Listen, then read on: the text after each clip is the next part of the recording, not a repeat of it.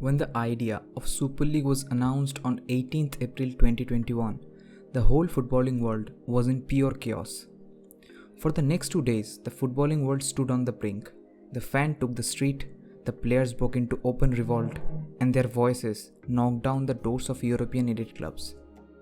But the idea of the Super League was not something new. The fans and the clubs were talking about it for several decades. The main idea behind the Super League was Europe's top clubs playing against each other on weekly basis. So one might say, if the idea was there, if the clubs were ready, so why didn't we see the movement of Super League earlier? And also, a question arises, if the revolution of Super League would have succeeded, or if the idea somehow gets applied in the near future, what will happen to the current UCL and domestic competitions? To get all these answers, keep watching the video.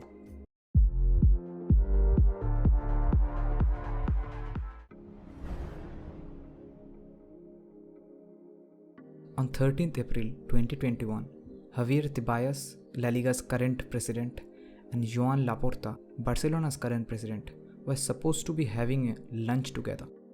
It was just a few days earlier that Laporta had been elected to a second term as president of FC Barcelona. In this very particular meeting, Laporta revealed to Tebas that Barcelona, along with 12 or so European topmost clubs, are forming a competition named the European Super League. Now this threat was not something new. There has been a long perception, at least among the soccer riches or the powerful teams, that since they have the most fans and they generate the bulk amount of sports revenue, then they should be getting a bigger part of the income that is being generated by the competition. But this time around, the La Liga president Tebas had felt that the threat was more real. Laporta has already told him that 6 of the Europe's top clubs had already agreed, and several more clubs had been told that they had until the end of the weekend to decide about the Super League. After hearing everything that Laporta has to say, Tebas raised the alarm.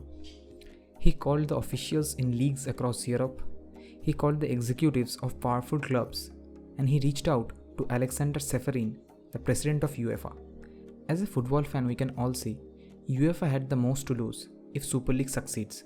Because if dozen or so Europe's top clubs won't play in UCL, it is easy to say that UCL will lose its credibility. After hearing the news from Tebas, Ceferin felt that the issue this time was more serious. He reached out to one of his closest friends and the chairman of Juventus, Andrea Agnelli. For those of you who don't know, Ceferin was the godfather of Agnelli's youngest son, and both of them had a great bond. When Ceferin asked Agnelli about the current Super League situation, Agnelli assured that there was nothing to worry about, and everything regarding the Super League news was just a rumor. At 17th April Saturday, the so-called rumor grew up a notch. Ceferin was feeling the pressure and wanted to be more sure about the situation, so he called his friend, but Agnelli didn't pick up. After 3 hours of trying, they had a conversation, where Agnelli again suggested that everything was fine and UEFA had nothing to worry about.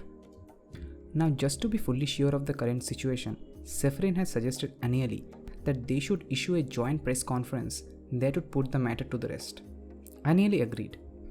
But when Ceferin drafted a statement for the press conference and sent it to Agnelli, asking for the revised version, he found that Agnelli has turned off his phone and his own family doesn't even know where he was.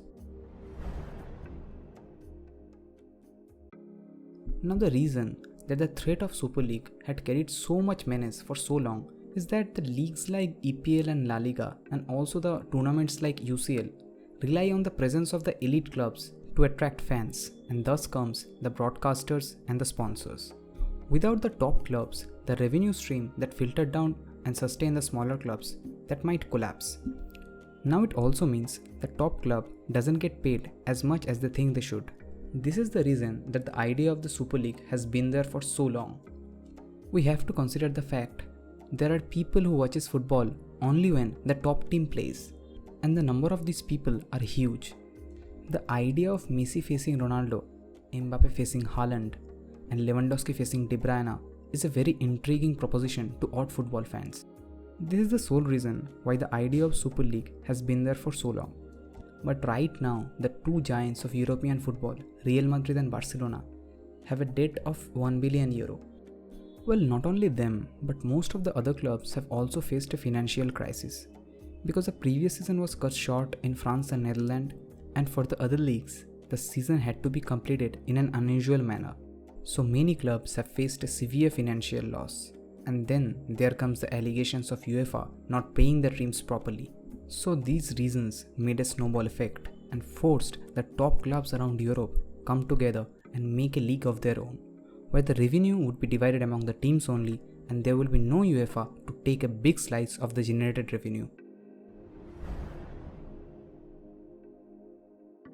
By the lunchtime on Sunday, 18th April 2021, the fans around the footballing world came to know the name of the 12 clubs who were basically the founder of the Super League. The clubs were Real Madrid and Barcelona, along with Atletico Madrid from Spain. From England, there were Man United, Man City, Liverpool, Chelsea, Arsenal and Tottenham. From Italy, there was Juventus and both Milan clubs. But when the news became public, there was a massive outcry, particularly in Britain, where the fans took out the banners, marched to their respective team stadiums and showed their protest. Gary Neville, a former captain of Man United, raised his voice against his former team and Liverpool, two of the English football's most popular teams. Players like Ozil, Bruno Fernandes, Dejan Lovren and the Herrera, they spoke out publicly against the Super League. At this moment, Florentino Perez gave an interview and said why the Super League will save football in the long run and how UEFA is killing the current footballing market. But naturally, no fans bought the idea. What happened next was just a domino effect.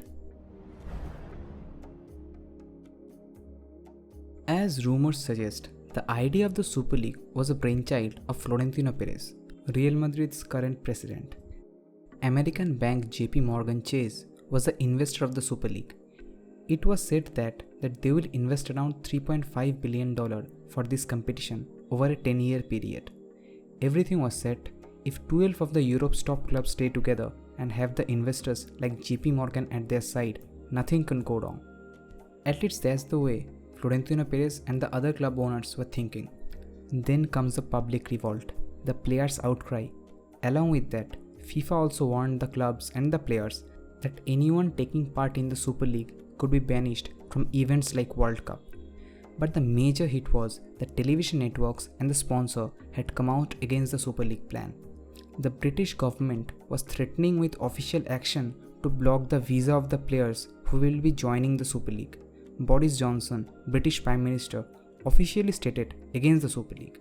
All these reasons were lining up against the 12 teams that were in the Super League at that time. On 20th April Tuesday, there were rumors that Chelsea and Manchester City, along with several other teams, were considering dropping out from the competition. Later that evening, Man City was the first club who officially resigned from the Super League. The Super League executives were stunned and unsure of what was happening. Later that night, Arsenal and Tottenham also announced their departure. Many also announced that Ed Woodward would be leaving the club at the end of this year. Then came a statement from them which states that they will be withdrawing too. After minutes of Man U withdrawing from the Super League, Liverpool also confirmed that they were also out. The Super League, having lost half of its members and its entire foothold in England, was finished. Inter Milan dropped out a few hours later, and then as the clock ticked to 48-hour marks since the grand announcement, the Super League released an unsigned statement acknowledging that the plan was no longer viable. After all this drama, Real Madrid president Florentino Perez said in an interview, "I am sad and disappointed. We have been working on this project for 3 years. The project is on standby as of now." So that's all for today. But for now we can say that when the whole world unites and show their voice against something wrong, nothing is impossible. If anyone is watching this video till now, we would like to say thanks for watching. If you have any kind of constructive criticism, we are happy to hear it from you. Bye for now. Have a great day.